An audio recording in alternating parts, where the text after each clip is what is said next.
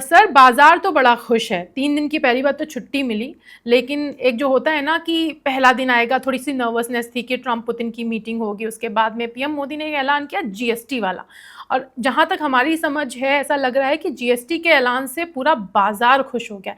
क्या लगता है आपको, जीएसटी का ही असर है या फिर कुछ और कारण भी हैं इसके पीछे?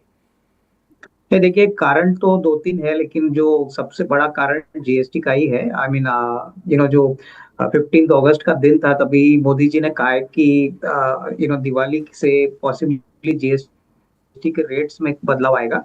अभी जो 28% का रेट स्लैब है, 12% है, 5% है, इसको दो ही स्लैब्स में फाइनली फ्रक्टिफाई किया जाएगा। और इसका मतलब क्या है कि काफी ऐसे सेक्टर्स है जो 28% जीएसटी देते हैं, तो उनको अभी 18% देना पड़ेगा।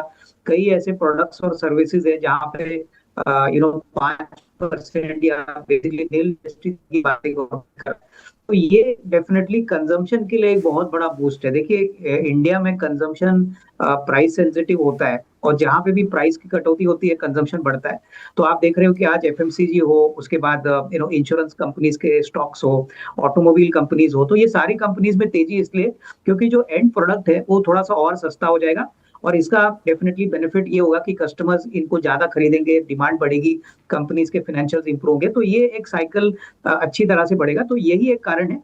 दूसरा जो मेरे ख्याल से सबसे बड़ा कारण है कि जो रशिया और पुतिन साहब की और ट्रम्प साहब की, उसमें कोई कंक्लूजन तो नहीं आया प्रगति, लेकिन एटलीस्ट जो टोन था वो पॉजिटिव था।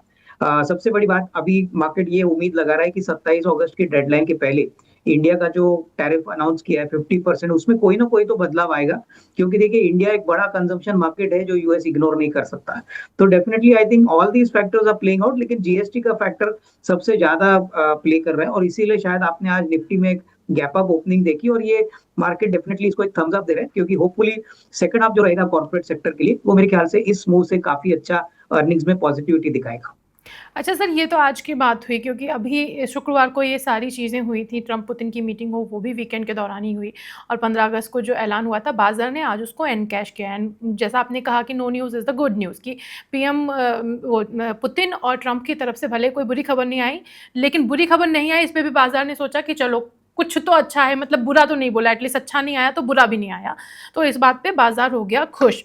अब मुझे जानना है कि आज की तो शुरुआत बढ़िया दिख रही है अभी, लेकिन क्या लगता है कि ये रैली सस्टेन करेगी? पूरे हफ्ते कैसा मूड देख रहे हैं आप बाजार का?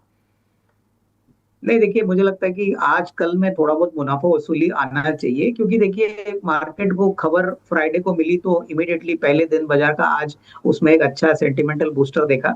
पर मुझे लग रहा है कि अभी डेफिनेटली जो एफएमसीजी सेक्टर्स है, एग्रीकल्चर रिलेटेड सेक्टर्स है, ऑटोमोटिव है, ऑटो कंपोनेंट्स है, यहाँ पे मुझे लगता है कि जहाँ पे भी वैल्यूएशंस अच्छे हैं, जहाँ पे कंपनीज ने नतीजे अच्छे दिखाए, वहां पे इन्वेस्टमेंट के मौके आपको बनेंगे। देखिए, नॉर्मली हम इन्वेस्टर्स और क्लाइंट्स को यही बोलते हैं कि गिरावट में खरीदिए।